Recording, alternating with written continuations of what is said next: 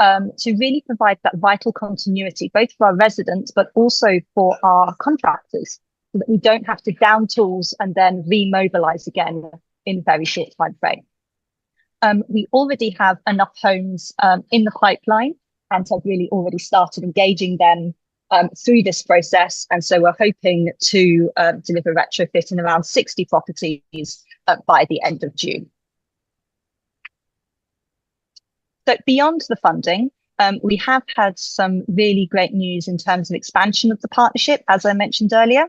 So at the end of 2024, we agreed collectively to formally incorporate the Combined Authority and Peterborough to join the partnership. Now, the reason that they hadn't previously been included was more a historic thing rather than anything more active than that. Peterborough already had its own arrangements in place via a different consortium. But now we're in a position to bring everyone together. So we're going to have a cohesive approach and brand across the whole of the Cambridgeshire and Peterborough area. And the slide just illustrates some of the things that we think will be really beneficial for us by working in this place. And I think just having that more joined up strategic approach to retrofit will be really invaluable for our residents as well. So finally, horizon scanning, we are looking at, alongside the partnership expansion, what more we can do. And so there's just a list there of a whole range of different things we are currently exploring around developing a retrofit strategy, alternatives to government funding, all the way through to how we can consider expanding the offer for those householders that are ineligible for the grant, but still need support to retrofit their homes and gain those benefits. So I think that's a bit of a whistle-stop tour of the partnership and what we're doing and where we're trying to get to. And so just to leave you there, that is our kind of branding and all of the partners who are involved on that final slide there. And I would just note that we have made the finals of 3 separate public sector awards over the last couple of weeks, really demonstrating our success in delivery, but also the success of the partnership approach that we've been taking. So fingers crossed for those, and I'm sure we can let you know those outcomes over the coming weeks. Thank you. Excellent. Thank you very much indeed. That was great. Very succinct and very nicely presented slides as well. Right. Do we have any questions for Emily, please? Lorna. Thank you. Thank you very much indeed, Emily. That was extremely interesting. As you know, Emily, one of the things that we have agreed to do at the County Council in monitoring our progress on climate action is to take a risk-based approach. In other words, starting out on the basis that everything is very, very red, up in that red corner, high likelihood, high severe consequence of us not actually achieving our objectives. And that's quite a useful way to think of things, because although it's very scary to begin with, the further you go on in time and the more you actually achieve, the more you see things turning amber and then green, hopefully, as you move closer to your long-term goal and see how things are progressing. I wondered how we were monitoring the scale of this task and the risk of failure, particularly because it's such a multi-agency piece of work. I mean, the figures in here look quite encouraging, you know, varying between 60 properties, 600 properties done. But we're talking overall, aren't we, of hundreds of thousands over the course of our climate ambition. And that presumably would be very much in that red risk corner. And I'm wondering whether we've got a grip on the scale of what we have to do and how likely we are to achieve what we need to do in the time that we and others have said we have left to achieve that. Thank you. Emily, that's quite a detailed question. Hello, Emily. Are you still there? No.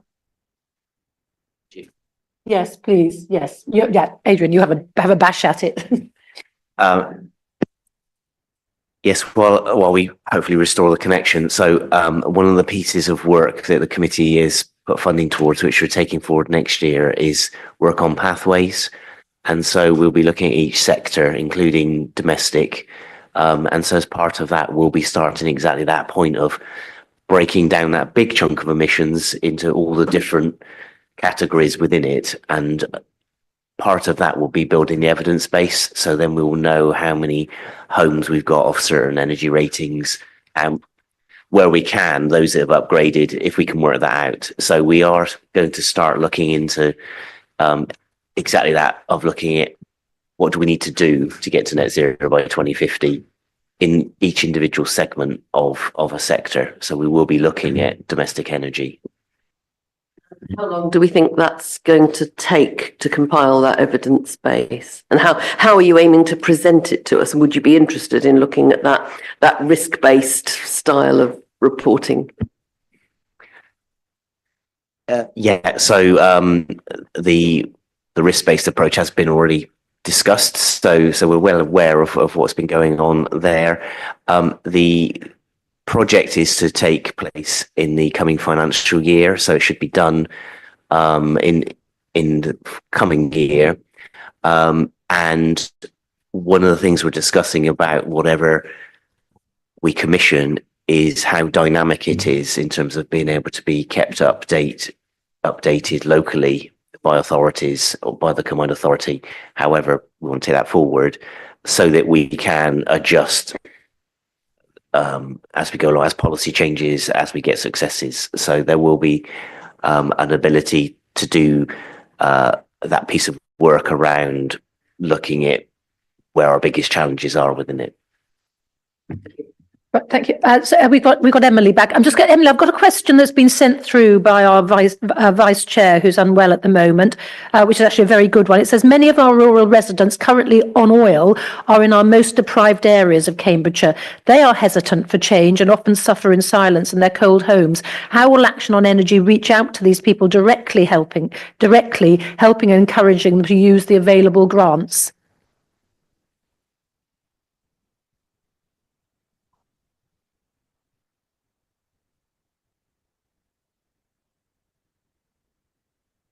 Been through essentially a door knocking approach, going out to our residents, either via our contractors or our council officers, and speaking to them directly.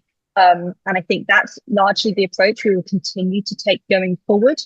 I think we do have ambitions to see where we can improve that approach and build on it, but it is very much that hands-on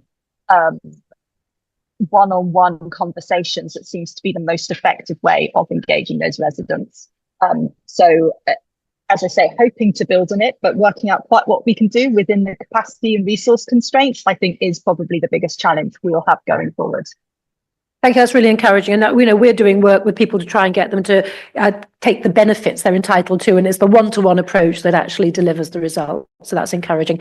Can I come to Nicola and Mike first, please? You.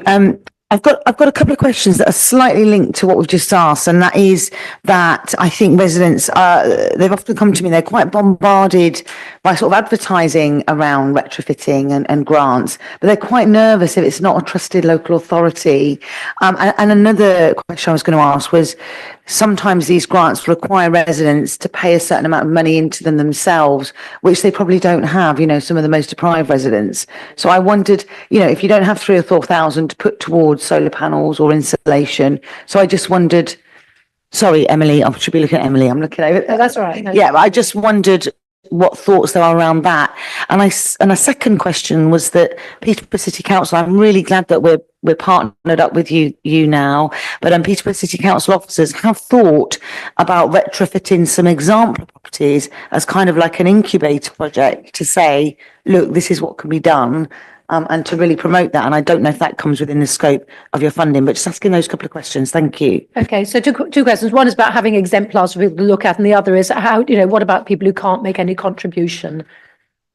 Yes, so in terms of exemplars, that's not something that we are able to fund via the government grant schemes. However, there are a lot of wider projects going on outside of the council, linked to developing exemplar homes. For example, you can go and see a heat pump in someone's house and have a tour by that householder.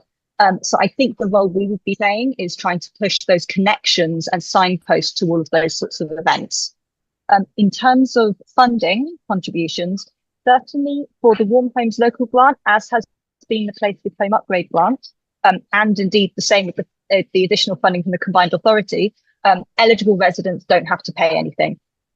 So it's 100% grant covered. The only people that might have to pay is if it's a private landlord property, in which case there is a contribution expected from the landlord, but not the householder. That sounds really good, doesn't it, Mike?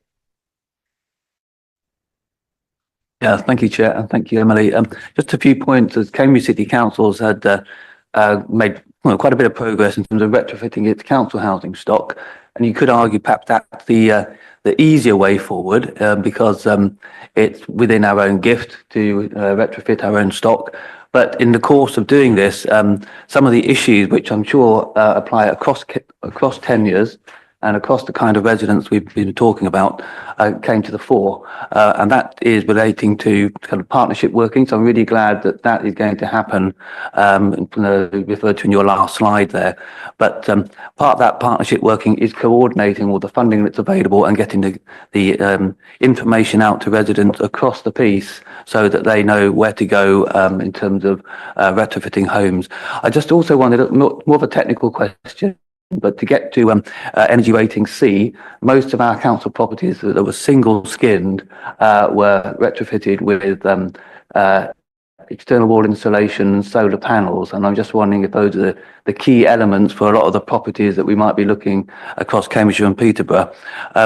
Also, a significant issue is the supply of labour and materials, and also the skills and expertise, and actually coordinating that and building up that capacity is really important in terms of delivering this programme. So I just wondered if you wanted to comment on those points. Thank you. Thanks very much. And I think that was part of the reason for the sort of interim funding from us to keep that skill base, wasn't it? So yes, Emily, would you like to respond to Mike's points?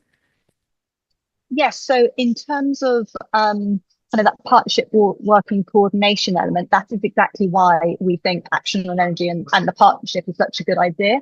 And we're wanting to have this singular Action on Energy brand out there so that all Cambridgeshire residents can hopefully, and Peterborough residents can hopefully start to identify that is the council-backed scheme, if you like, so providing that confidence that you were alluding to as well.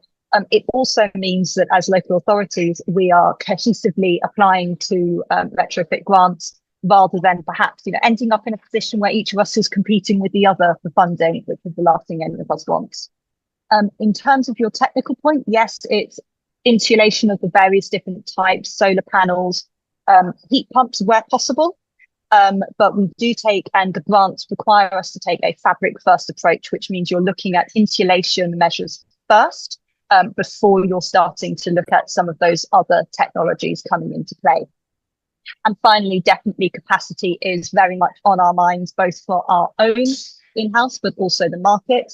And that's why we've been working very closely with our supply chain to get their commitment to our scheme. Some of them have muted that they will only now be working with Cambridgeshire and Peterborough going forward. So we have been proactively trying to ensure that that doesn't unstick us in future and down the line. Really, really helpful, Martin. Did I see your hand go up? No, back to Lorna then. You're okay. Okay, so if there's no more questions, thank you very much. That's been immeasurably useful, and I will feed back to my group about it actually, because very, very positive picture. So many thanks. Thank you. And perhaps we might talk to you again in sort of 12 months' time. Yes, fabulous. Thank you very much. Thank you very much. Thank you. Right, so that was great. Moving on, we've got another presentation, this time from Cambridge and Peterborough Waste Partnership. And I think we've got Rane. Hello. They were actually here in person. Thank you for coming out on this wet morning. So jolly good. Right, over to you. That's it, it's on. Lovely. Good morning, everyone. For those of you that don't know me, my name's Bryony Rothwell. I'm the ReCap Waste Partnership Manager, and I work with all the district councils and county council and Peterborough City Council for waste collection and disposal, and my role is to try and coordinate and collaborate where possible to ensure that we have combined policy approaches on waste collection and recycling. I'm here today to talk to you about waste, which is very unusual because I know that CPCA does not have a remit for waste. But as you may be aware, as part of your independent commission report in 2021, waste was mentioned as an area that obviously has a role to play in helping everybody reach net zero. So waste obviously contributes to climate change through emissions from landfill and from food waste that gets thrown away through residual waste products. And so we were set some targets within the independent commission, and I wanted to give you some headline this morning around the direction of travel that we're making as a partnership and how we're actively seeking to meet those objectives that were set. Just to give you a refresh, this was what was in the strategy, in the Commission's report. We had a waste management strategy which they advised us to update. They are requiring us to look at the data and collect some emissions data on disposal and collection. They were also asking us to look at how we could decarbonise our vehicles and our fleet. They set us quite a stringent target of 37% reduction of residual waste by 2030, along with a recycling rate of 65% by 2030 for recycling in residual in residence properties, but also 70% for municipal waste, which includes trade waste. And they're also looking at things like how we could make sure we have separate collections of recyclables and compostable waste, and how we could influence things like public agreement on energy from waste sites. So what I wanted to cover this morning was, why is waste covered as part of this remit for CPCA, when actually it's quite a small slice of the pie when you look at overall emissions. Unfortunately, I don't have a Peterborough Cambridgeshire wide graph, but I have got Cambridgeshire here, and this shows the total greenhouse gas emissions for 2022. And waste is only 5% of that overall pie, and you'll see that things like transport and agriculture are obviously the larger emitters. However, when you get down to waste services and local authorities that are obviously providing those services, I've selected Peterborough as an example, and you can see for their fleet alone as a local authority, 53% of their emissions comes from their waste fleet. And this is similar in other districts. So you'll see in East Cambridgeshire, 80% of their direct emissions is from their waste vehicles. Huntingdonshire is 36.7%. And in Greater Cambridgeshire, which is Cambridgeshire City and South Cambridgeshire, they believe it's about 2/3 of their emissions. So in terms of having a role to play to reduce those emissions, waste services have quite a significant on scope 1 and scope 2. So the direction of travel is unfortunately a bit mixed. I'd like it to be more positive news, but there's, over the last few years, there's been quite a lot of bumps in the road. Particularly if you're familiar with waste, we've been going through quite a significant policy change over the last 5 to 7 years. We have been waiting for some of that policy framework to sort of settle down. In 2018, there was a resources and waste strategy published by the previous government, which laid down quite a number of changes to waste services.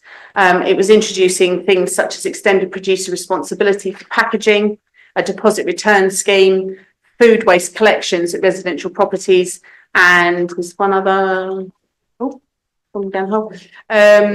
think of it. Anyway, so that took a while for consultations and the waste industry working with producers of packaging and across the board to actually settle down and for us to agree. Simpler recycling, that was the other one. Simpler recycling, which is consistency of recycling services across the country.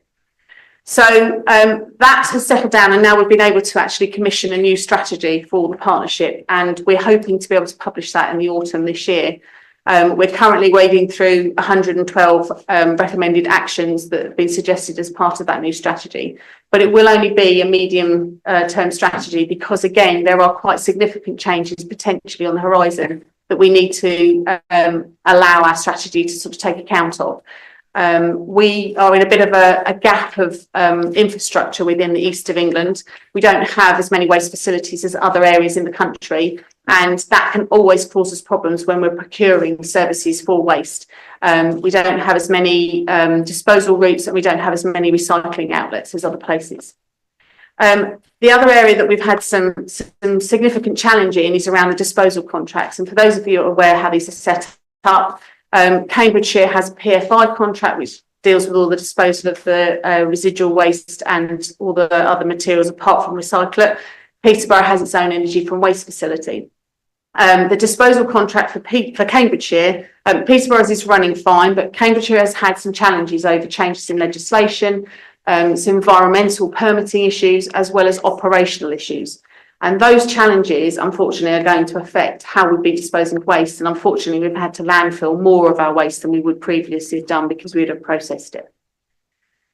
So Peterborough has embraced, and I've had to separate these two sets of data out, and this is a learning for me taking away this presentation. It's what I need to go back as a partnership manager and pull together is data sets that actually work together. So when I was looking through and finding data around waste, I was able to find the scope 1, 2, and 3 for Peterborough, and their direction of travel looks very positive. It's coming down. I'm not putting any of that a claim on it all being the change to the waste service, but they have made amendments to their fleet, which will be part of that. But unfortunately, the situation with Cambridgeshire is slightly different. So this is Cambridgeshire County Council's in-house emissions on their various scope 1, 2, and 3.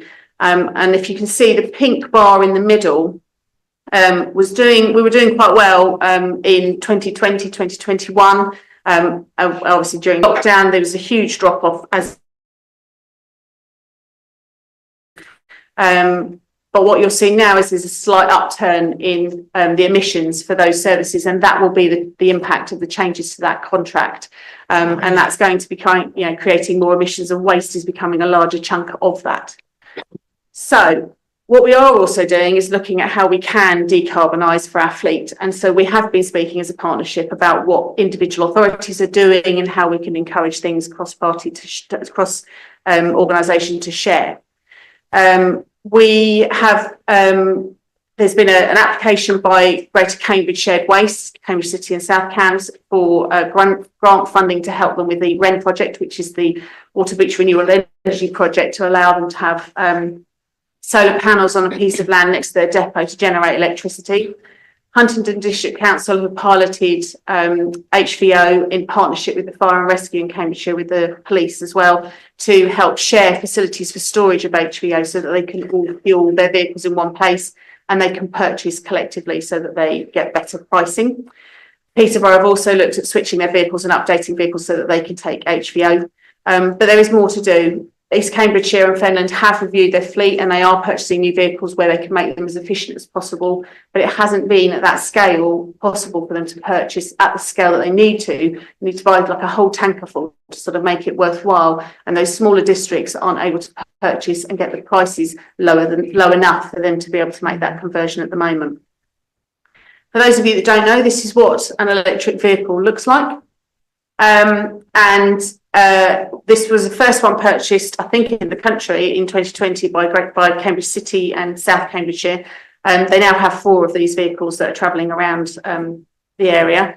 They purchased it from Dennis Eagle, who was the first one to get it to market. It takes 7 to 8 hours to charge. Unfortunately, most of our depots across the waste services don't have sufficient electricity coming into them to charge these vehicles at scale. So currently there's 4 vehicles. They would like to increase to 12, and that's the purpose for having the solar power built next door to the depot so that they can generate enough electricity. The delays in getting electricity into depots and into locations is part of the challenge that we have. But by implementing this, they believe that they're going to save 1,104 tonnes of CO2 emissions. So that's quite a positive one. And then the HVO that Huntingdon have trialled with the fire brigade and the police, they purchased and installed a tank specifically for HVO so that they could fuel their refuse vehicles. They then opened that through a pilot to the fire service and the police. I don't believe the police have taken it up, but I think the fire brigade have. And it worked very well. What they were doing was obviously opening up to any public sector vehicles to come in, fuel their vehicles with HVO so that they can get cost sharing benefits of buying at scale.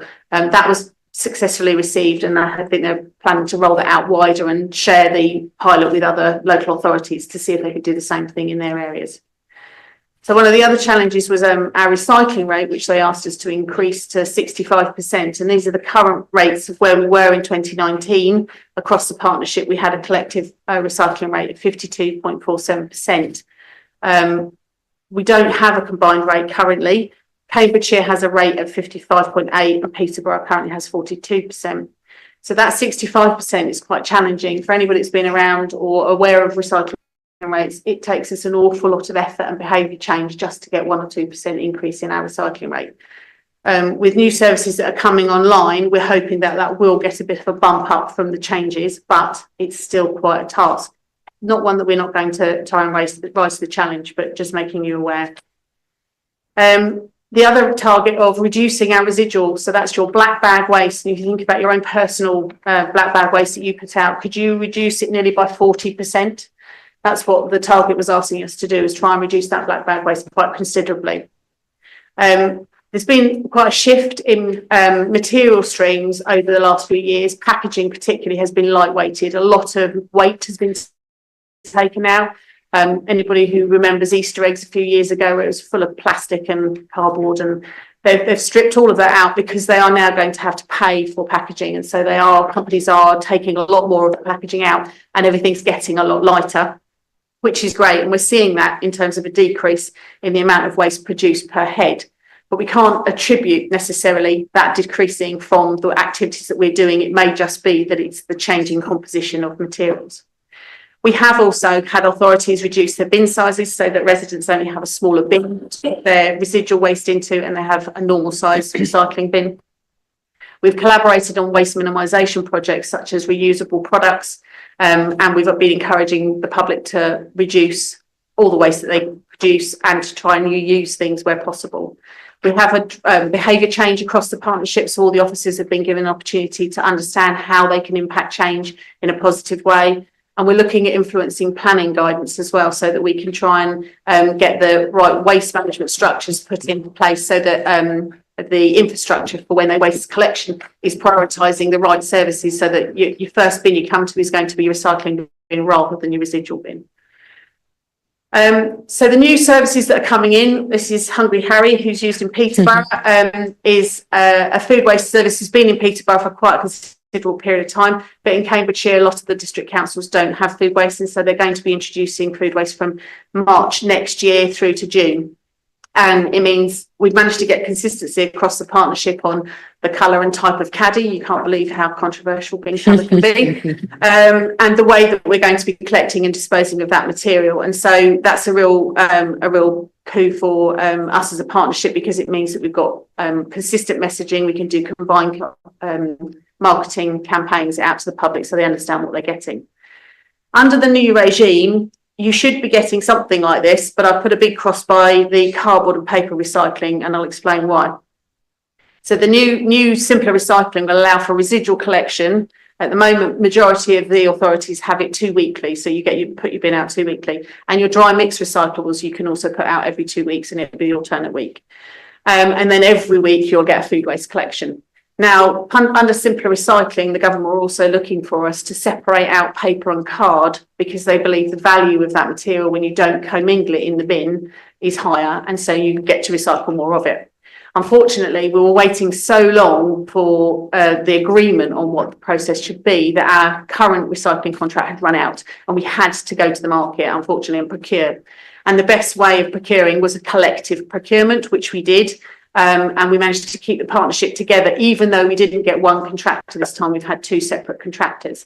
That service that we procured was a commingled service, because when we went to the market and did soft market testing at the time, they believed that commingling was still the best option for us to get the outputs. And the recycling rate that we were previously getting on our commingled was about 80%, and the new contractors are offering us something like 96 to 99% of the material that's in that bin can be recycled. So we believe we've got a good value contract for the next 5 to 7 years, while we implement food waste and deposit return scheme and extended producer responsibility. Once that's fed through, we will then be re-procuring the next iteration, and at that time we may choose to then take cardboard and paper out if it makes sense in the market. So challenges as a partnership, as I've explained, alternative vehicles and fuels are expensive. They're not just double the price, they can be triple the price for a vehicle. And the supply pipeline at the moment, because everybody's introducing food waste, is expensive. Policy changing environment has been very challenging, and obviously we've had to try and work on how we can implement these. The electricity network is a challenge for a lot of the depots, and so we need support in helping to engage in ways of getting that power to those vehicles so that people can confidently convert and run those vehicles. Because obviously these vehicles are running all year round, in all weathers, and they need to be confident that they can operate in those environments. And then the other area that we have a challenge is changing residents' behaviour and how they engage with the services that we offer. Because quite often, as Peterborough will be aware, you can offer a food waste service, but you don't necessarily have everybody using it. So even though we've got food waste coming, and it's a third of your black bin is food waste currently, there's a lot of waste there that we could divert from residual into recycling, but you really do need people to engage with those services. So that's a big challenge. So what we want to do is continue collaborating with the CPCA on how we can invest in infrastructure within the county. So looking at things like transfer stations so that we don't have so far to run. We have a real problem with our current infrastructure of transfer stations. Data sharing, as I've explained, it's been a real headache trying to pull together some data for you guys this morning, trying to get consistency. And so that's something I will be taking away as an immediate action. Upskilling our partnership and our workforce to ensure that they are able to drive changes in their services so that we can actually educate teams on embracing innovation and new technology that can help us with that. And looking at opportunities to pilot new schemes. And this is just a bit of a light-hearted slide at the end. I saw the trade show. You can have festivals or in parks or in places where you make overflowing bins and they don't have anybody around them. They just are automatically drive in like the robots you get at the Co-op in Cambridge. They'll drive in, wait till they're full. When the sensor indicates they're nearly full, they'll indicate back to the depot they need a replacement. They'll go back to the depot and a new one will come in its place. Hopefully no overflowing bins. And my thought is, why can't we have something like this going around picking up waste? And why can't you have an app on your phone where you could actually ask for your bin to be emptied at a time that you choose? And I think we need to move towards offering self-selection of when you get your bin collected. Lots of people try really hard not to have to recycle, not to have to throw things away. And some people will keep their bin for a year and not put it out at all. But we're still putting a truck on the road, driving around, burning fossil fuels or HVO to go and collect that. And so I think we as services need to think about how we can be more adaptable to the needs of residents. They can do it in everything else, so why can't we do it with our services for waste? That was a whistle-stop tour of waste in Cambridgeshire and Peterborough. Brandy, that's by far the best presentation I've ever had on this subject. So well done. Thank you very much. And really, really interesting. Thank you. Just for information, the reason that South Cambridgeshire has been able to afford to buy bin lorries is that we have a ring-fenced fund. It's a green fund that comes from the business rates we get from all the solar farms. So that can only be spent on green things, and we choose to spend it on electric bin lorries. So it has been easier for us than the challenges other people are facing. Martin, over to you first. Thank you for that presentation, Bryony. Just to update you, East Cambridgeshire, all our waste vehicles are on HVO now. Yeah, that was from last year. The only vehicles that are on diesel now are the flatbed vans that go around and empty the bins in the street and stuff like that, and the road sweepers. Smaller bins is a good idea, but what we're doing at East Cambs when we have the food waste come in is the bins will stay the same, but they'll be emptied fortnightly instead of weekly. Especially if you've got a young family with disposable nappies going into that bin, you don't want it there for weeks upon weeks upon weeks because of the smell and stuff like that. And your efficiency thing, people asking to have their bins emptied, it could be efficient if it's just if you could coordinate it with other people around that area. Otherwise, you could be going out doing that journey to empty one bin, which is not efficient. Thank you. Any other questions? Yes, Nicola.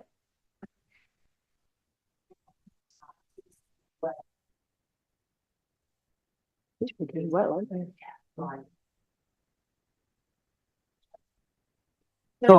Mine seems to stay on. All right. Can you hear me? Oh, right. I just wondered, the challenge I think we have in probably across the region is flats. There are so many flats that just have those very large wheeled, huge wheeled bins without any option for recycling. I wonder whether, I know that's a challenge for Peterborough that we're trying to think about and work out, but I wonder whether there's any sort of advice or knowledge you might be able to sort of share on that. So part of the behaviour change work that we've just done, we've had an external consultant who specialises in behaviour change in environmental locations, and we've just written a guide actually about how to handle fly tipping, but it actually relates to some of the behaviours you get in flats around those communal bin areas and how you encourage people to use them correctly and so that they're kept clean and tidy and people don't then not want to go in them and consequently don't use the recycling bins. So we're looking at those kind of things where we can get the messaging right and we can get the infrastructure right so that they actually are engaging places that they want to go into and they don't want to avoid. But yes, it is an ongoing challenge to engage. I think there are opportunities when you have new developments where you can put different kinds of infrastructure in, and so Cambridge have done that in Cambridge City with underground bin stores, but it doesn't always work in a rural or semi-rural location. And so we have to maybe think about, do we need to move to sort of communal spaces and allocating communal spaces in our communities where you can have a collection of bins so that they're not all, in a dingy, dark place near the flats. People can do it on their way to work or on the way to school and just drop in a small bag of recycle it into an underground store, and that could be cleared out at other times. But yes, it is an ongoing challenge. Nationally, food waste is being rolled out. So there is lots of guidance coming out about how to engage people in flats, and we are getting support on that. Thank you. Yeah, so obviously we want to make it easy for people, but actually we've got to make it safe for people as well. If they don't feel safe, they won't do it. I think Lorna, then Mike, I think. Very quick question. One of the challenges that wasn't on your list of challenges was about communication and understanding of how waste works and how complicated it is, and also how international an industry it is. And we saw that very much with the retender of the recyclables contract, and people very opposed to the journey, the transit of those materials, and even some people saying, well, because it doesn't go so far, I'll put all my recyclables in landfill because it doesn't go as far away. And I was just surprised to see communication of what is a very complex and fast changing industry and the decisions we make not really being on your list of challenges. What I was putting that under the infrastructure and the illusion of alluding to the fact that we have a dearth of infrastructure within this region. We don't have a control of the waste globally. And, if you look at other recycling contracts nationally, they will be sending materials abroad in the same way that our materials go abroad. Yeah. But what we can control, and part of the strategy is hopefully going to be addressing, is what infrastructure we actually own within the public realm rather than being owned by contractors, because that's part of the challenge. Is when you come to rebid, you are then tied to contractors that have travelling miles, and you want your vehicles to be going the least distance to be able to tip bulk and take it on for processing. So that's an ongoing challenge for us, that transfer station issue, and we need to address that over the next few years before the next contract comes up. So I think Yeah.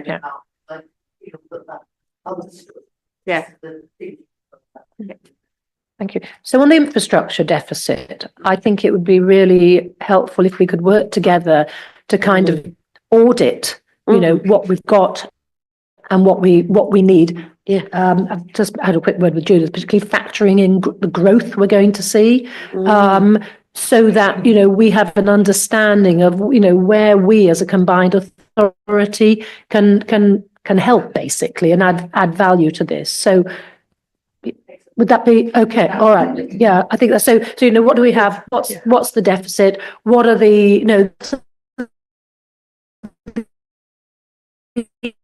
innovative solutions? Because hopefully it's autonomous bins or something else. Then I think we should be doing it and having a look at great best practice might be from Europe rather than the UK. I think so. I think if we can kickstart that sooner rather than later, that might be helpful. Mike, then Nick. Yeah, on that final point, I think there's a real challenge, isn't there, in terms of educating the public about how what a huge industry business it is, and it's worldwide and international, And I think that's people struggle with why can't it be done efficiently locally. But that's quite a challenge to come. I was going to come back to the point about the flats and some of the experience in Cambridge City Council. Often educating the residents of flats is not such a problem, but the communal bin areas often attract fly tipping and waste from not from residents of flat. They just see it as somewhere other people passing through, especially if it's the communal area, will dump waste and rubbish, and that's an issue I'm sure everywhere where there are blocks of flats. And so again, I suppose it comes back to communicating to the public at large. Not necessarily, you might win the battle with residents in the flat about how to do these things, but it's that broader picture which more difficult to get across. It's a duty of care, responsibility that every member of the public has about handling waste, and if they are found to be fly tipping, even if it's by giving it to somebody else or dumping it in flats, and we discover that there's names and addresses and can trace that material back, there's a £600 fine for that, up to £1,000 depending on the size of the fly tip. We do, as a partnership, have a fly tipping work group which includes all of the enforcement officers across the partnership. So we share intelligence, we work with the police, we work with the farmers about fly tipping, try and address that. But it is a huge problem. We spend about £500,000 a year clearing up illegal fly tipping. So we don't have the answers, unfortunately, but we are trying to tackle the issue. And the penalties are far too lightweight. Unfortunately, the courts don't fine sufficient amounts to be able to make it deterrent. It kind of pays as opposed to paying for disposal of stuff. So yeah, ridiculous. And finally, Nick. Okay, well, finally. So maybe if Chair, if you would indulge me, please. First of all, I want to say thank you. It was a conversation that we had at another waste recycling thing where I had spoken and I'd been invited about plastic recycling. And I would acknowledge my some sort of to a point, enormous embarrassment of thinking we were linked in, but maybe not as much as we did. So I think your arrival today is to be welcomed, and quite clearly from the point of Chair and speaking to Senior Executive Director about how we can take this opportunity further to audit and work together going forward. As I say, if I'm just reflect over the last almost 4 years, I can recall at a first budget setting process when I first was mayor, one of the ideas that was essentially, I said, anybody got any good ideas? And one of them was clearly the one that was the South Cambs City narrative to work together with the solar farms and move to help decarbonise the fleet in that area. Good to hear that East Cambridgeshire is also doing something similar. But I think if there's anything comes from going forward from your arrival today, I hope you're still around going forward in your organisation, because devolution is where it is at, and the combined authority is keen to be showing leadership. I don't know how we compare necessarily to other combined authority areas, but if I think about how we could have these conversations, be it about the success of Peterborough City Council, what we've already put aside in terms of capital in some of the things, there's so much more we could do. And if I was just to highlight the fact, also in the combined authority, maybe non-voting members, they also include the Integrated Care Board, the Police and Crime Commissioner, Fire and Rescue. And I would be, I guess I should finish with a part question, but I'd be particularly keen to understand how closely you are aligned as the Waste Partnership with, for instance, the Integrated Care Board. Because again, in the course of time, Police and Crime Commissioner may well come into the purview of a combined authority, maybe not Integrated Care Board, but much closer alignment, and hallelujah to that. So thank you again for turning up. I think it is a marriage potentially made in heaven at the start of a working relationship going forward. And I'd be keen to understand the other constituent members who are not represented today: Police and Crime, Integrated Care Board, Fire and Rescue. How much do you do in terms of Waste Partnership? Because if you don't, we could always make sure that we're making those representations. And also business sector, of course, yes. Without business sector, represented. Brian, you just want to respond? It's very limited. I attend other events often run by the CPCA where they are in attendance and we get to talk then. We are mostly focused, unfortunately, at the moment on residual, which are residential, and trade where they are influenced by contracts that the district councils have for those trades. quite often resources are limited, so we don't look outside of that remit, but there is a role to play, and that is an influencing role, and the whole behaviour change and communication piece, I think, needs to be broader. And I've mentioned this to Adrian in the past, where I think there is a sustainable Cambridgeshire and Peterborough need for that messaging around a whole host of activities that the public wants to understand how to engage with, but don't necessarily know how to get that advice. And I think we can't always give that. They don't want to go to the council to get it, but there's a role there for something that says, if you want to live sustainably, if you want to dispose of your waste correctly, these are ways you can do it. This is how you can cut down on your waste. Or if you want to fly sustainably, or if you want to travel sustainably, those kind of bits of information. I think there's a role there for that messaging. Absolutely. Just okay. Would hallelujah to that. I mean, I might make a final comment. It would seem to me that anybody standing to be mayor in the combined authority should be highlighting a sustainable combined authority is a real, as far as I'm concerned, a vote winner going forward. So I hope somebody comes up with that in terms of the candidates. That's a point of comment. Thank you very much. Now, I'm very encouraged by what we've heard today, because we sometimes struggle as a committee to actually demonstrate, what real life impact we've had on emissions and on climate. And actually, I think there's a real opportunity here for our involvement to deliver something really, really tangible.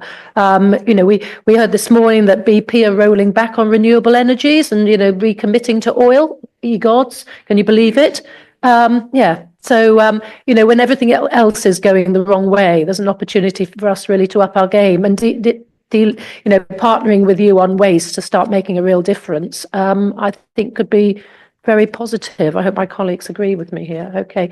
Bryony, thank you.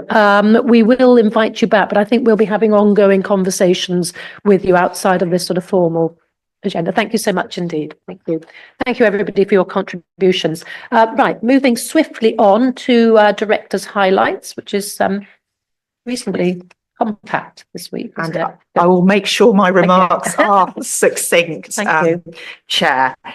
So just a quick intro. Obviously, we'll assume as ever that that you've had the time to digest and consider the paper.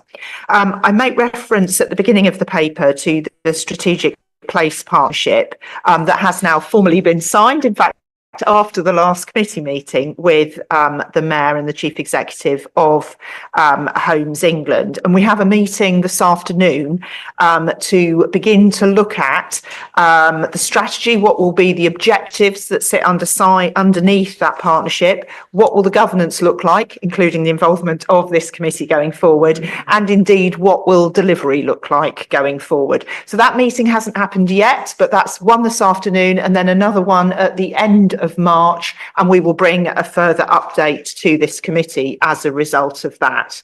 You'll also see the update, as we've been aware, through the Chancellor's remarks on the Oxford-Cambridge corridor and the leadership that Lord Patrick Vallance has been asked to perform in that area. Obviously, at the same time, we understand the position of the pan-regional partnership, and I understand there's a meeting tomorrow where some proposals to ensure the kind of transition between those two bodies will be discussed. And certainly CPCA, as the mayoral combined authority, currently the only one in that space, is looking to play a key role and make sure that we are engaged with the key players in that space. Obviously, we have a brief update this time on the affordable housing programme, and I can provide a further update because since this paper was written, 35 units have been completed in addition to what's here, 26 at Stanground and 9 at Wisbeach Road.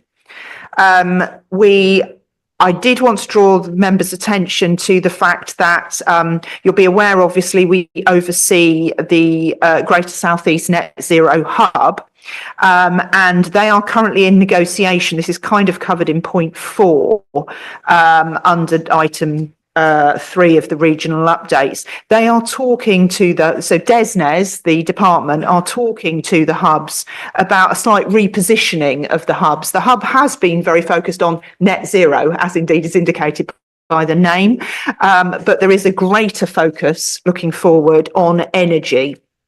rather than the broader agenda. Now, obviously, it's still early days. We don't know what that looks like. We haven't got a draft MOU, which is setting out the details of that. But clearly, if there are changes there in terms of the remit of that organisation and how it fits alongside some of the other activities we will do, that needs to be brought to this committee. So finally, I also wanted to reference that the chair and Adrian attended the Audit and Governance Risk Deep Dive on climate last Friday. And I think we had a very helpful discussion around the importance of climate going forward, and both the kind of international, national and local risks and the actions that this authority is taking in that space. But I thought it was important just to mention that at this committee, as it wasn't covered in the paper. Hopefully that's a useful introduction. I'll hand back to you for questions, Chair. Thank you. Yes, it was a real pleasure to go to the audit committee. I had thought, oh my goodness, why am I going to that? But actually, they were really good. It was a very, very well chaired meeting, and actually, the what we talked about, I thought was excellent, and they didn't keep me there as long as scrutiny, so that was good. It kept me there for ages. But it is nice that these other committees, these statutory committees, are actually interested in what we're doing. It's the first time that's never happened before, so that's a great improvement. I'm going to kick on. Lara's sent some questions through. On 2.1, she says, this is a large shift in the work of this combined authority. That's the place part. That's the place partnership, yes. Does moving back into the business of house building reflect a change in policy or simply a reflection of new delegated powers that now need to be managed? I'm not sure we are moving back to house building, are we? I think this is about the strategic plans. Yeah. Do you want to add anything to that, Nick?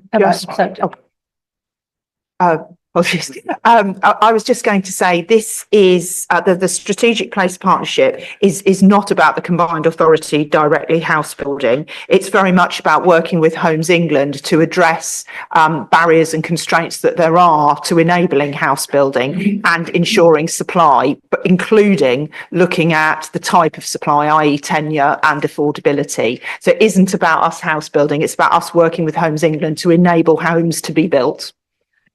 Mayor? That's funny. The question from Lara, the comment that you made just about your experience recently going to overview and scrutiny and audit and governance, and then the comment made by yourself, Judith, it almost in some ways perfectly tees up what I want to say here, because I didn't really know if I would get a chance to speak to it, but I thought I should, partly because it's mentioned in terms of the delivery of some final housing units, but also when I looked through the papers and I looked at the finances, which are quite telling if you look at them, because as you sort of alluded to, Chair, we're not a housing delivery body, but we were. Right. But we were. And I just want to put a point, again, as you can probably appreciate, I'm clearing up a few things. And I'm keen to acknowledge things that have gone before and maybe going forward. Laura's right. I think right to ask the question, but I think we need to make it very clear.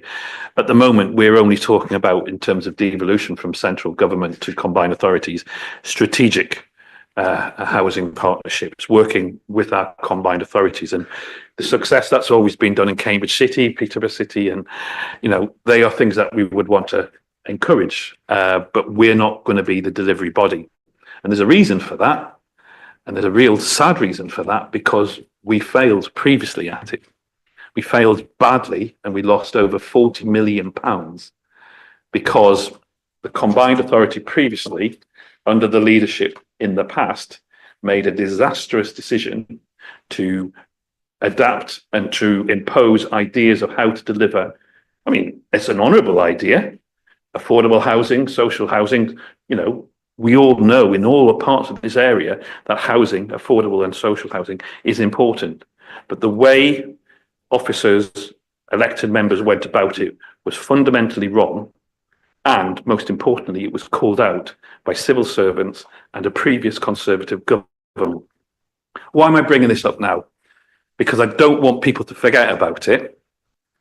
And any sort of ideas that going forward as a strategic partnership, that those sorts of things should ever be considered again. And as a final comment, as a very final comment, what is happening, and as a note, is that I have overseen and frustratingly not been involved in that. I am grateful that there were officers in the combined authority who were willing to call out these problems. And I'm also very grateful that the overview and scrutiny is finally at the point able to make reports back into what exactly happened over those last 4 years. Not over the last 4 years, before I arrived. And that is going to be a very important point, as a salient point, when we bring those things to the overview and scrutiny in terms of how we do things going forward, because there are huge lessons to be learned, and the light of truth has to come into the history of the combined authority as to what exactly happened and why we will never go back there. So on that note, thank you for allowing me the indulgence of just reflecting on 4 years. Thank you. And just for the record, there were members of the board, myself and Lewis Herbert, who were not complicit in some of the decisions that were taken. We weren't. And I think from what I understand, you're going to be very interested when the overview and scrutiny has the ability to reflect on some of the processes that have been looked into within the organisation. So I think some people might struggle to actually follow all that. But I do. Mike. Yeah, thank you, Chair. I mean, it's interesting reflecting on that period, because I think there were great examples of good practice by council, dare I say it, in Cambridge City, of delivering affordable homes, both with the 70 million devolution money and since. And the strategic role a combined authority might have in the future, but drawing on good practice and what local councils can deliver is going to be really important to make this work in the future. So it's an interesting juxtaposition with that period about what can be done and what wasn't done. Thank you. Yeah, and lessons learned are always really important. I've got another question from Lara that I'm going to jump on to relating to 2.2. Silicon Valley in California is an overbuilt and now barren region devoid of culture and nature. People unfortunate enough to live there drive in their personal car immediately from their homes to enjoy life elsewhere. Nature is in this super growth region will never recover. And then in bold, why should CPCA seek to support a similar mega growth plan that could cause so much harm to people and nature? Why would CPCA reference the example of Silicon Valley when that growth project has clearly failed its residents and nature? Okay, well, I'm going to address that. So as an original member of the Oxcam, whatever it was called back in the day, of Oxcam, yes, and then the pan-regional Oxcam ARC, and then the pan-regional partnership that superseded it. You know, my legacy on that was that I got the environment on the agenda, and actually, you know, to the point where when the pan-regional partnership was created, the minister agreed there would be two work streams: environment and economy. And when I arrived back in 2018, I had a huge fight to get the environment, you know, as a work stream. And in fact, I think it was Kit Malthouse, the minister at the time, who agreed with me. So it wasn't there at all. So, you know, I think we have to acknowledge that, you know, if the government have got their eye on kind of supercharging growth in Oxford, Cambridge, it will happen. I think we have worked extremely hard with some very, very able officers over the last 7 years, and particularly over the last 3 years, to produce the Oxcam Environment Principles, which have been adopted by, you know, many of our councils, and I think are really exemplary and innovative and very forward-looking. So I think we've done an awful lot of work to address the fact that there really is an environmental and nature deficit in the region. It's particularly bad in this neck of the woods. Well, if only there were any woods, there aren't. And so, you know, there's a real. I think one has to look at growth as an opportunity to address environmental challenges and nature deficit. Because, you know, government's not going to pay for all these enhancements. Councils are not going to pay for it. It is growth and the private sector and businesses who are going to, you know, have the money. And it is they who will pay the money for the environmental enhancements and the nature recovery and so on and so forth. Because the public sector isn't going to, and it certainly isn't going to, as things are at the moment. And so by not being involved, you know, we're not endorsing it. What we're doing is exactly the same that we're doing in relation to the group that Peter Freeman is leading, the Cambridge Growth Company, is we're making sure we're around the table so that our voice is heard, and the voice of people who actually really care about the environment is heard and makes a difference. You know, if we opt out of these things, then stuff will be done to us and we have no right to complain about it. Martin, then Mike. Thank you, Chair. I totally agree. Environmental problems should be on any construction or future build. But my fear is this government has already said that the cost of a project should not be stopped or made bigger because of bats and newts. And this is a problem. It should be in the planning stage and then the cost stage at the beginning. Yeah. And then we all agree, not say, no, we're going to cut the cost on this and then you can just plough through wherever you like. That's not on. Yeah, I agree. Mike. Thank you, Chair. You mentioned the Cambridge Growth Company. If it's up to me, the key word for me is always sustainable. It'll be the Cambridge Sustainable Growth Company. Yeah. But anyway, there's nothing wrong with growth as long as it is sustainable, and we're taking absolute account of all the resources, natural and otherwise, infrastructure that needs to be required. So, and I think that's the big message that needs to be got across. Just can't be, unfettered growth. It has to be sustainable and has to be delivered well. Absolutely. And people don't want to live in concrete jungles. They want to live with greenery and trees. So, developers are mad to build stuff that people don't want to live in.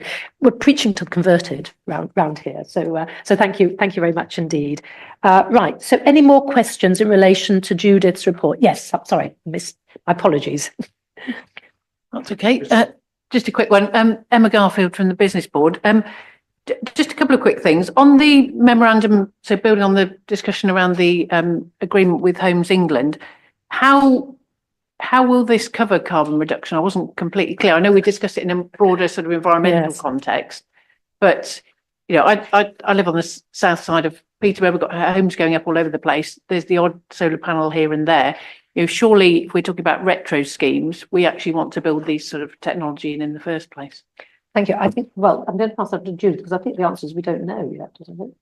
It's within the there's a kind of 6 or 7 page strategic place partnership MOU, and the words net zero are within that. The meeting that's happening this afternoon is really to deepen and develop some details that sits under that. So really the focus will be on how we then, and Rob Bridge and myself will be in that meeting to kind of negotiate. And I think actually this discussion has been very timely in terms of power to our elbow about that discussion. So thank you.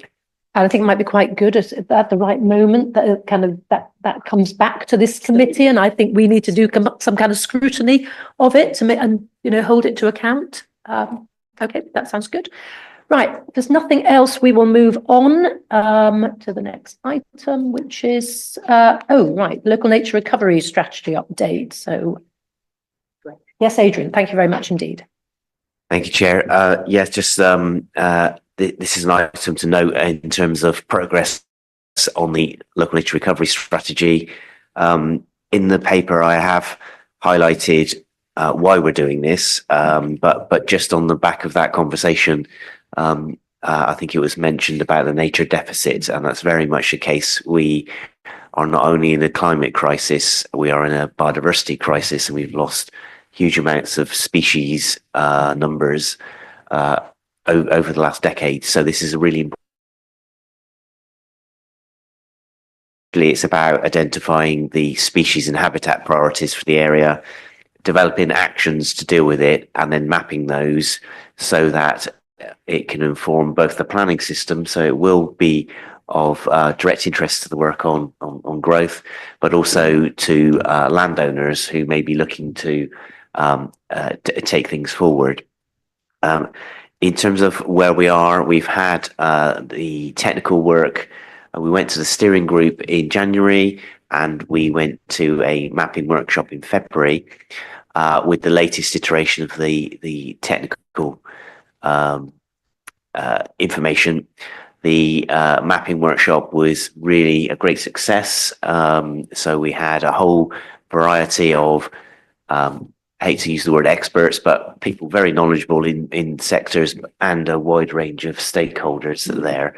And we looked at what the evidence work has given us. That now needs to be packaged up into a much more public facing document that we will be bringing back on our timeline, which is to this committee in June to go out to public consultation. I think there's some really important messages that will be coming out, and I think what you would expect from the nature of our area, actually there is a challenge around delivery. So there's a challenge of how it will be delivered. So at the moment, we have funding from government to produce the strategy, which we're working on. But we are starting to think about how it could be best delivered. And across our area, the majority of delivery will actually be on, it would need the cooperation and incentives for agricultural landowners, because so much of our land is agricultural land. So it's good that we've got the National Farmers Union involved in this as a key partner to help us navigate that. And the discussions with them have highlighted in particular that there are farmers who actually currently rely on the subsidies for the public good to deliver nature activity as part of their business model. So they're really keen that this strategy helps them draw down that support and gives clarity going forward. So we've had some great engagement with them, and we'll continue to do that. We will base our engagement post June around making sure that the landowners and farmers are very well engaged on this, which is going to be obviously always a challenge depending on the time of year, and we know there's lots of other priorities for farming industry at the moment and challenges. So in terms of the update, we are where we plan to be at the moment. We're still working through the detail of the how we write up that description, and we've got future steering groups to do that, along with feeding back to you on the other side of the mayoral election period. Thank you very much. Are we confident about the timeline now? About getting it back for the 18th of June? We're confident about yes, that, are we? yes. Okay, So we've built in time to make sure that was Right. achievable. Might be quite nice to ask someone from the NFU to come and talk to us in the summer, perhaps, or perhaps just the sort of, I mean, the farmers I know are all absolutely, they absolutely are custodians of the countryside, and do masses and don't shoot badgers and things like that. So, Martin. Thank you, Chair. Great, LNRS is very important and should be a top priority. My only concern is it's been painfully slow, and at East Cambs we've been on the starting line waiting to go for over a year now, and it's been put back and put back and put back. And my concern is that we don't want any of this time to slip now. We need to speed it up and get going. Yep, noted. Yeah, yes, Lorna, and then Nicola. Just a governance question. What happens if a council or more than one council objects? Good question, Adrian. So part of the process of taking it forward is that there is a period where each council is consulted.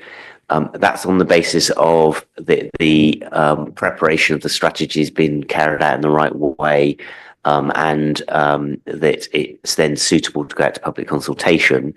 I think if there are comments of detail, then that could be dealt with through the consultation. But basically, we would have to consider any objections and see whether they were valid under that criteria. And then we would put our case to the Secretary of State on those objections if we didn't have a way of resolving them locally. But we can proceed on the basis that it will be the Secretary of State will decide whether it's suitable to go out at that point, depending on what the objection is on. But that would be the process, couldn't it? Because presumably the Secretary of State would need to resolve before the next stage could continue. Yes, so that is a risk to our timetable. Obviously, what we're doing is we're doing as much pre-engagement with authorities. All authorities are on the steering group, and also by being a combined authority, it will come to this committee to agree, and we would hope that issues would have been surfaced and dealt with before we got to that stage. So does it go back to the board with recommendation for approval? To go out to public consultation, it's from this committee because it's been delegated by the board. Thank you. I was just asking at 3.5, it talks about the work strand to identify the habitat priorities and species priorities. In terms of habitats, I wondered, are we looking at very kind of large scale projects, or, you know, for example, on suburban or urban green spaces, are we thinking about those as well, just to get sort of an idea on that? And then I wondered, I mean, at Peterborough City Council, we've been looking at and have been selling our farm assets, but wouldn't it be fantastic if there was an incentive, instead of doing that, to actually plant a forest on one of those? I read lots of climate fiction, and these are the kind of things that solve the problems in the end. But yeah, I just wondered, yeah. Adrian? So on the habitat priorities, it starts from the ecological unit. So it's whatever is the appropriate sort of size for that habitat. And that's why we've engaged Natural Capital Solutions, which are a specialist consultancy. And part of the methodology, depending on the habitat, is there would be a certain buffer zone around a habitat that you would need to do. Some of them, therefore, are coming forward quite large. And one of the challenges that we are dealing with is the guidance from Natural England is that we don't want to prioritise every single bit of the combined authority area. So, and I think the challenge that we've got comes more around in terms of delivery, whether we package some of those up. But we have made urban nature one of our key things to assess as we do this, to make sure that that's not missed. That's good. Nick? It's just really to follow on from the point made by Councillor Dupre. Lorna, I mean, we're all here. Well, we're not all here, I appreciate, but is there any suggestion that any of our constituent members would push back against the... Well, or the mayor. Or the mayor, potentially. That's what crossed my mind. So, I mean, I don't know if that's... Well, I mean, I think you made a very good point, Councillor Lorna, sorry. And I think it's so important. I know, as I understand, it's a statutory responsibility to deliver it, but it's the contents which were kind of, you're saying how much you put into it, or how to, so I'm... Well, I think the fact we have this committee with, you know, full involvement from all our constituents. So hopefully, you know, we're all going back to base saying, you know, we've worked really hard on this and this is, you know, this is good.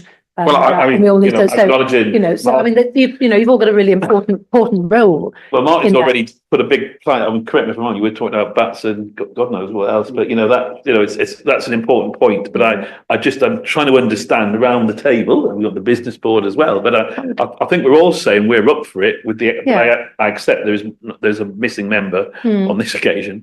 Yeah, but I don't expect, you know. Yeah, but so I think it's to follow through on that, because I'm just thinking ahead, really, and you actually made a point I hadn't even considered. But the great unknown. Yes, White elephant in the room. Yes, please.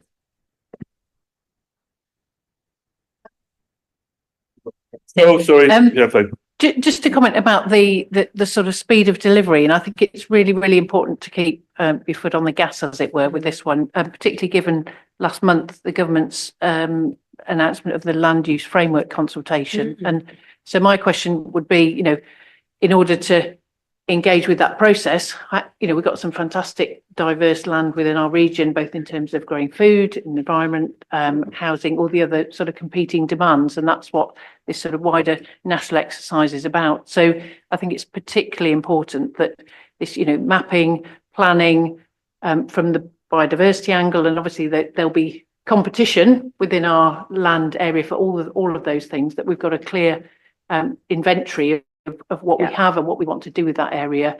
But both in terms of biodiversity, and then obviously there's food production as well, and housing and the other areas. Thanks. And I know this is very much your area, Emma, as well. Yeah. So I think it's about the robustness of the evidence, making it impossible to argue against, isn't it? Which I think which I'm sure we are doing. So okay. So it's if there are any issues, then I have a responsibility to go and talk to other people, and obviously, talking to officers. Anything else you want to add to that before we move on to budgets and things? I just want to pick up the farmland point of view. Obviously, there are great opportunities, and it depends, where that farmland is. I suppose one of the things to point out that this isn't necessarily an either or situation. You can have significant nature gains whilst also farming things. So it might be something to think about in terms of future use of that land. It isn't just necessarily selling without constraints.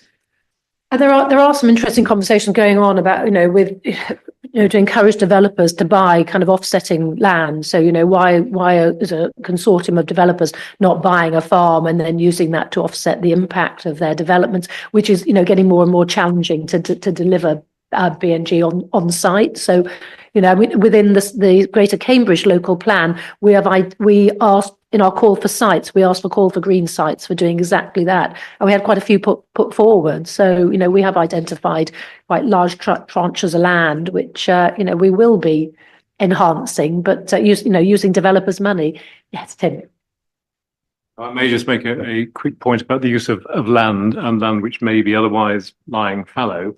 To make the case for the ruminant animal, which gets a rather bad press on account of methane emissions, but to make the point that if it's extensively grazed, turning proteins that we can't eat, as in waste grassland, like sheep roaming across areas, for example, the manure that they produce, the effect on biodiversity is actually profound, as is the water retention of the soil.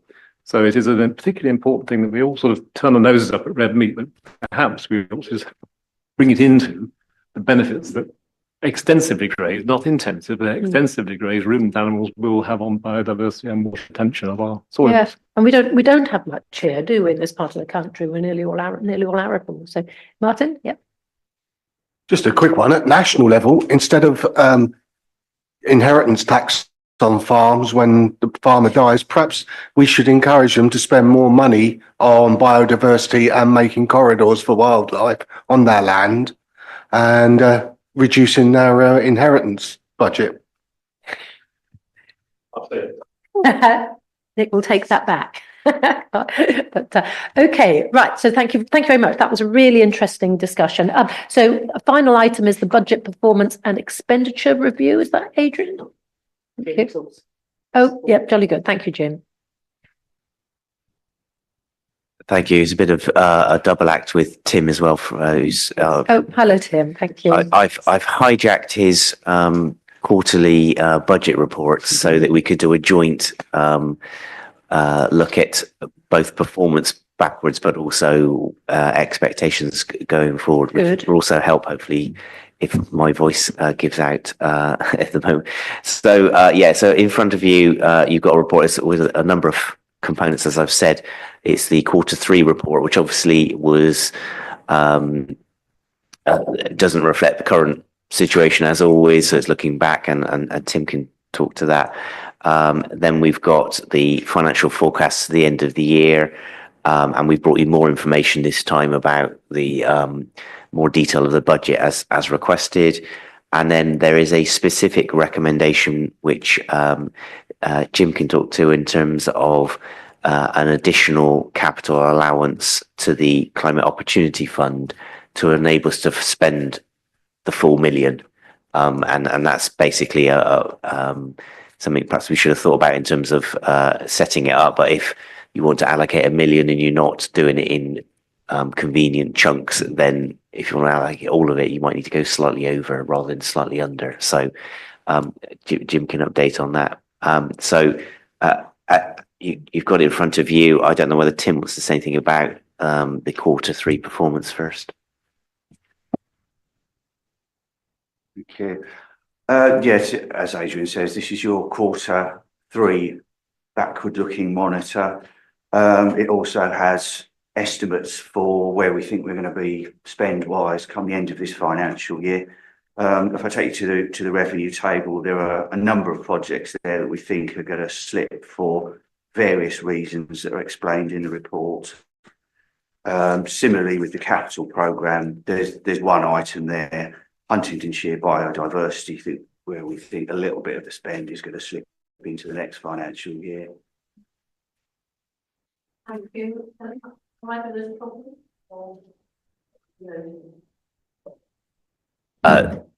So that's for noting. So in terms of the revenue, partly it reflects the decisions we've made in terms of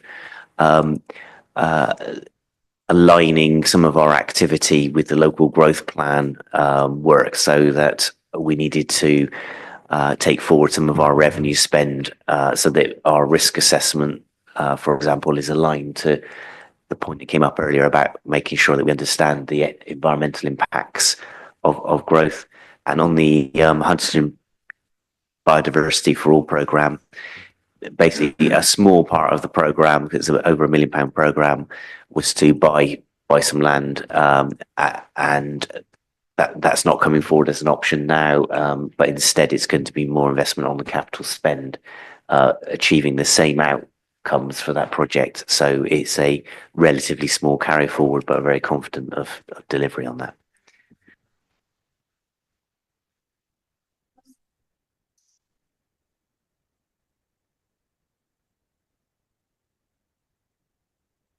I think the only issue I was good for, sorry.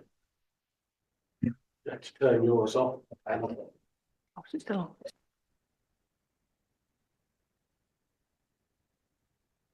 that working now? No? Yeah, good stuff.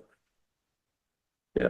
I mean, the only issue I was going to come in and was just acknowledge the support and contribution of the committee to the development of the Climate Change Opportunity Fund, and the feedback that we had received at the meeting, the informal meeting we had a couple of weeks ago. That's been very helpful, and so is the participation that's come in by email correspondence from colleagues that weren't able to attend the session itself. So we go forward to the investment committee and a week on Monday with the recommendation to move forward on the basis that we discussed when we had our session last week, and the rationale behind that. We talked about a potential 54,000 on top of the 1 million being required, but given some of the feedback we got that day about giving us a bit more wriggle room, because we did talk about if a project fell out, it could be substituted by a project from elsewhere in the programme,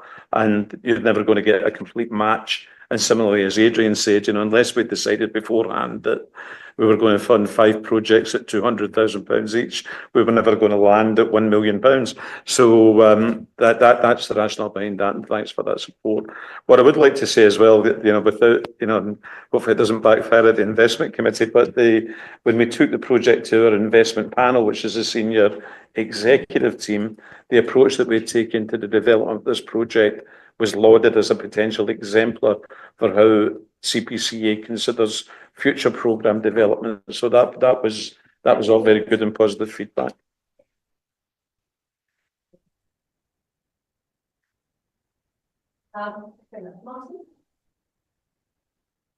Thank you, Chair. Just a couple of points. In paragraph 3.4, it refers to an underspend on biodiversity audit work. I'm pleased to say that at East Cambs, we've already drawn down half our funds and are on track to draw down the other share of this financial year as we progress with the project. And similarly, in 4.2, it states the launch of Net Zero Villages programme across individual councils took longer than forecast. But again, pleased to say East Cambs is fully on track with the Net Zero Villages programme. We have already drawn down £84,000, which is the sum reflected in Table 5, and we are on track to draw down the full amounts this financial year. So it might have been fairer to say in 4.2 that some councils took longer than forecast, because East Cambs are actually ahead of forecast, and we've been assisting other councils in circulating our templates for them to adapt the programme. That's not. Thank you. I've got some questions from Lara.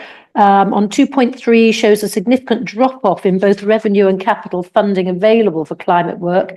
As we get closer to CPCA's net zero goals, should this not be increasing? First question.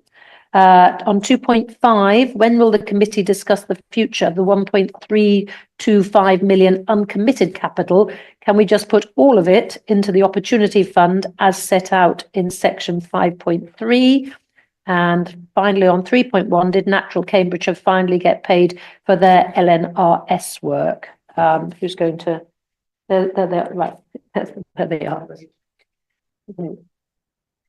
Okay, so thank you for sharing those details. I was trying to scribble it down as we were doing it. In terms of the money that is shown in 2.3 and indeed in terms of 2.4, which gives you the breakdown of the capital and revenue budgets, that was subject to the budget setting in both the most recent board approval of the MTFP and previously. So any changes to that will need to be agreed by the board going forward. And obviously, as you would expect in the autumn of 2025, there will be a more substantive review of the MTFP, and that will then identify those sums. Regarding the money that we have allocated for 25-26, the money that's already within the MTFP, then obviously that will be the subject of confirmation around this committee in June. And I will hand over to Adrian just to confirm the Natural Cambridgeshire budget. Yeah, so Natural Cambridgeshire have received all their funding from us this financial year as set out. So obviously the budget in there only shows up to December. They've since been paid the full amount.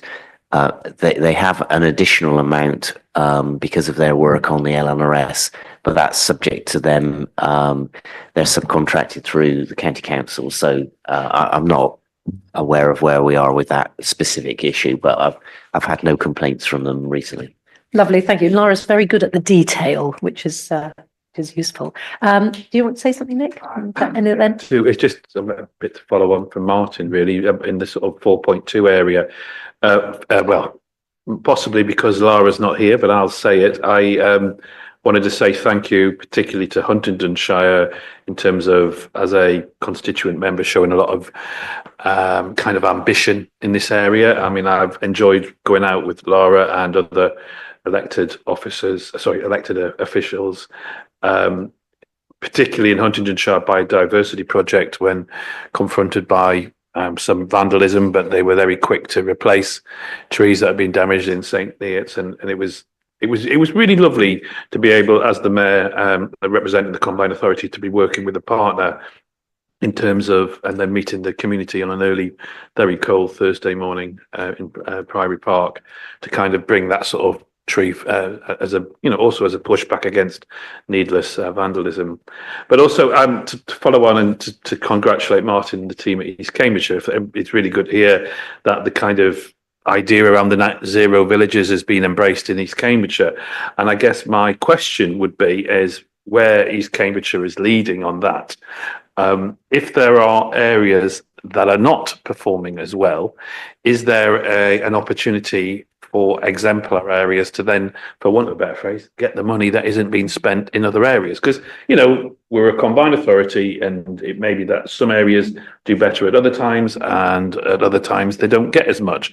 But, in an ideal world, it all gets shared out equally. But if it's not getting used, then at that point, surely we get it reported back and we say, well, good on you. In that case, East Cambridge, or if it's Cambridge City, or if it's South Cambs, that we can reassign. Thank you. I mean, that's where things like opportunity mapping and the locally determined contributions come in to perhaps nuance things more. Did you want to comment on that, Adrian? Yeah. So part of the reason that we've brought this forecast here is to start to identify those issues. Obviously, when we come back in June, we'll have that performance to the end of year, which I think will enable that sort of discussion to be had. In terms of specifically the net zero villages, a number of authorities have their own governance process to agree the bids, and some of those depend on member meetings. And so they're slightly behind other authorities because they may have to go to a scheduled meeting. So it's a bit of a mixed picture on that, but everyone is moving forward with that. And there's been, as the Mayor says, a lot of interest in the actual scheme itself. So I don't anticipate that there would be underspend on that specific one. But obviously we're doing a review of the whole programme to bring back to you in June. Good. That'll be really, really interesting. Yeah, we have a grants committee, but they meet every month, so they get stuff out really quickly. Anything else before we move on to the forward plan? Yes, Nicola. Thank you for your reports. I just wanted to pick up a couple of things that have already been said. I know, Bridget, you've worked really hard to get environment on the agenda, and I've done the same at Peterborough for the last 5 years. And it's to pick up on, and what I'm trying to do now, because actually on this committee and looking at the opportunity bids, that was probably been the highlight of my political career so far, because I just felt like something was really moving forward in a really tangible way, which can often happen when you're trying to deal with these things. But going to the Opportunity Fund, my team wondered when organisations would hear.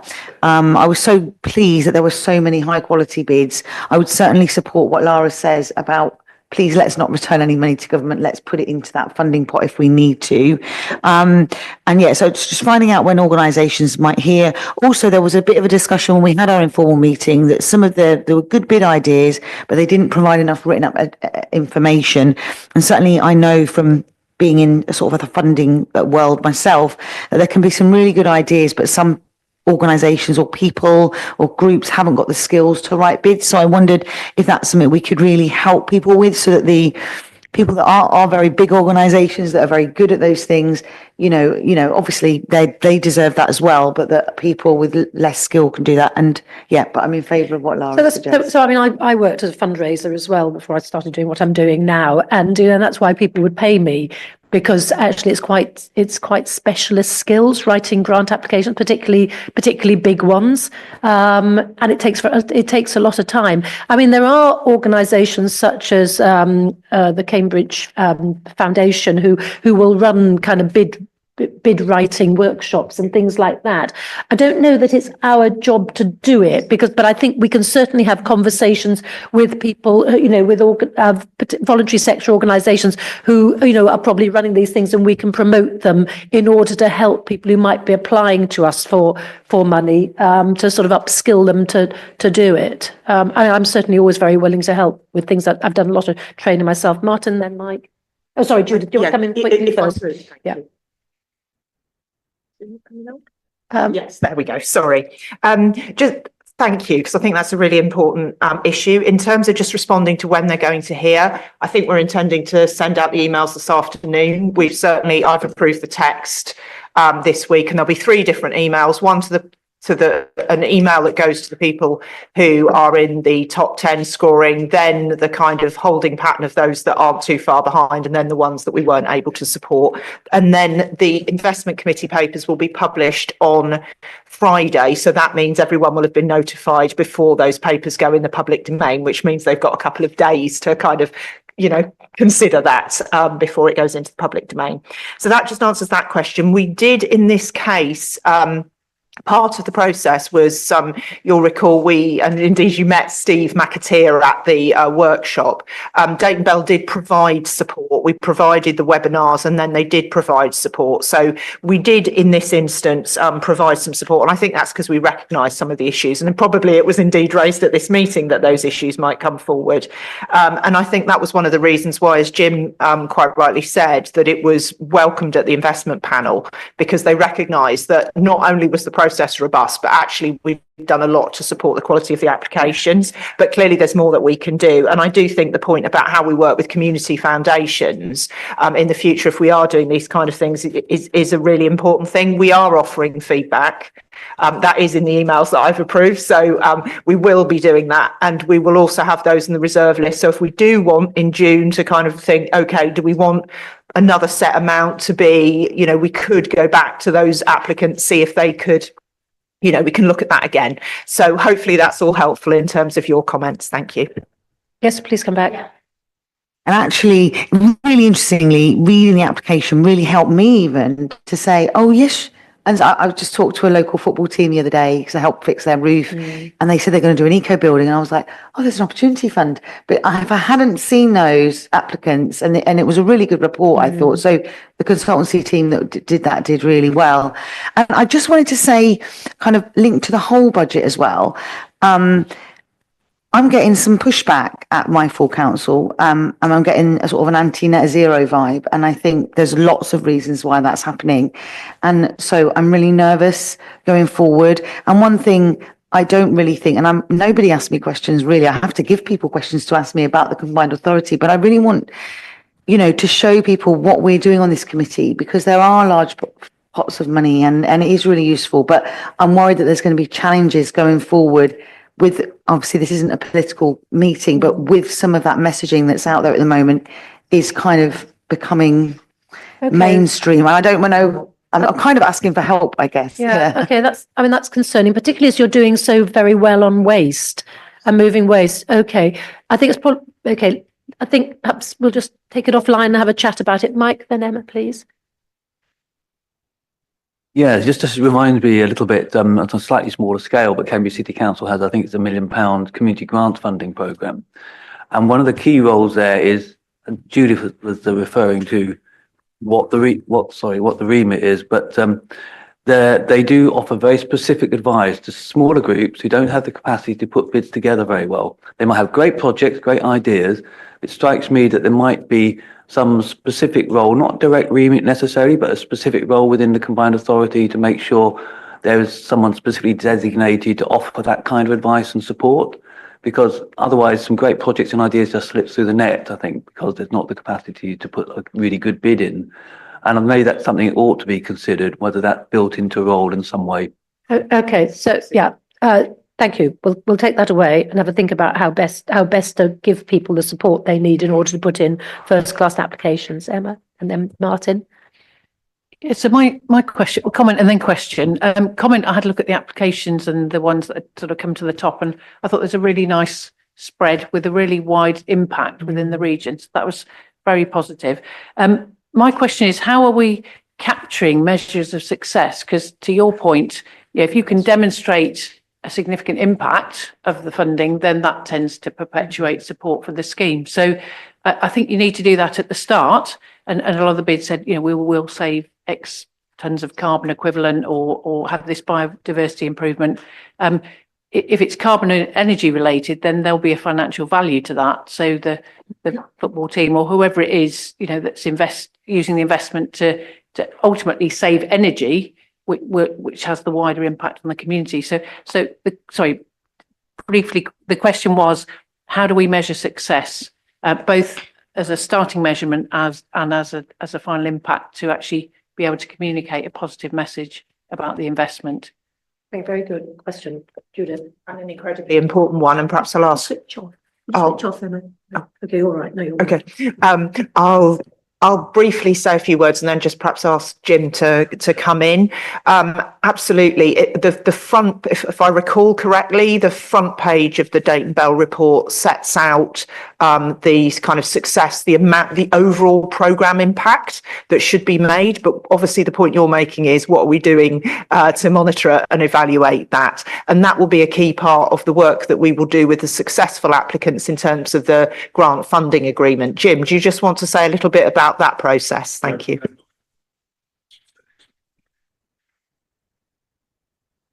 As you have said, that the paper sets out and collects the collective ambition behind each of the projects that we're recommending for approval, and what we will be putting into place through the grant funding agreement process and through our monitoring and evaluation work, is making sure that we capture that as we move forward and we can provide regular reports to the board. And indeed, one of the things that's come up in the last few weeks is our own in-house team looking at the way we approach monitoring and evaluation and making some changes to that, but also maybe looking for some test cases that they can look at. So we could be pushing at an open door if we say, well, let's focus some resource on how we monitor and evaluate the impact of this fund. Yeah, and it's what we do with that information, how we use it to help people. Emma, come back on that, and then I'll come to Martin. Yeah, so just a final point to say that the budgetary timeframe of this is actually quite short. So that creates quite an immediate opportunity or an early opportunity to actually demonstrate value, assuming the project is successful. Thank you. Thank you. That's very, very helpful. And Martin. Thank you, Chair. We don't want to fill forms in for people who struggle, No. but can we give them a template with bullet point headings on it for what we're looking for and how they're going to fill it in, rather than, just say, do your own CV as it were. Yeah, I mean, I think we've given Jim, really quite clear guidance on what we're looking for and what we're aiming to achieve. So, but as Jim just said, you're reviewing all this, aren't you? So, yeah, we'll see if we can do even better next time. Good. But I think the fact that we got a lot of high quality applications actually showed that we had actually cracked it in for most people. Okie doke. Right. That's lovely. Thank you very much indeed. So forward. Oh, hang on. Oh, right. Okay. I've got a recommendation, have I? Oh, righty-ho. Okay. So the recommendation is to sorry, I've been ignoring all of this. So I haven't done anything terrible. So report recommendations to note the financial position, B, to recommend to the investment committee that up to £100,000 additional capital funding be allocated from the Climate Capital Fund to the Opportunity Fund to ensure the original £1 million is fully allocated as set out in section 5. And then C, to note the financial forecast. Are we all in agreement with that? Thank you very much. Committee is in unanimous agreement. Thank you very much indeed. And then finally, we've just got the work programme. So there's 3 items at the bottom. So the rest, most of it's retrospective. Lessons learned report on the Opportunity Fund, which is what we've been talking about. John Clare Countryside Project, which would be nice. When it's summer and the weather's nice, we could go out and have a look at something, couldn't we? That'd be nice. And then, whatever's happening with the Pan-Regional Partnership, the refresh principles. And we're having conversations about what if the Pan-Regional Partnership closes as I expect it to. I think all the staff are on notice of redundancy now. Where does all the work, the really valuable work that they've done sit? And I know Rob is in conversations about that.